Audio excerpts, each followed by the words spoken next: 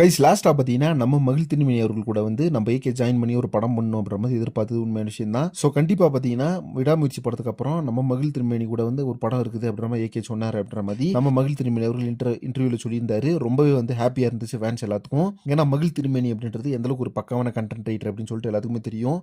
So இந்த விடாமுயற்சி படத்தை பொறுத்தளவுக்கு ஃபுல் அண்ட் ஃபுல் வந்து பிரேக் டவுன் படத்தை வந்து ரீமேக் பண்ணிட்டாங்க. அதுதான் பார்த்தீங்கன்னா ஒரு சேடான மொமெண்ட்டாக இருந்துச்சு. அடுத்த படங்கள் வந்து நம்ம மகிழ் திருமேனிட்டே நம்பி கதையை கொடுக்கலாம். ஏன்னா அந்த அளவுக்கு ஒரு செம்மையான ஸ்கிரிப்டை வந்து கொடுப்பாரு. ஃபர்ஸ்ட் டைம் பார்த்தீங்கன்னா மீகாமன் அப்படின்ற ஒரு வெறித்தனமான ட்ரக் டீலிங் படத்தை தமிழ்நாட்டுக்குள்ள கொண்டு வந்தது பார்த்தீங்கன்னா நம்ம மகிழ் திருமேனி அவர்கள் தான். ஸோ அந்த படம் வந்து ஒரு தலை சிறந்த படம். அந்த படம் வந்து ஒரு தலை சிறந்த படமாக அமைஞ்சிருந்துச்சு. ஸோ அந்த படம் வந்து இப்போ எல்லாருமே கொண்டாடிட்டு இருக்காங்க. பட் வந்த டைம்ல பார்த்தீங்கன்னா மிகப்பெரிய ரெஸ்பான்ஸ் கிடைக்கல. அதே மாதிரி அதுக்கப்புறமா அவர் எடுத்த படங்கள் எல்லாம் பார்த்தீங்கன்னா வேற லெவல் மரண மாசிட்டு தான்.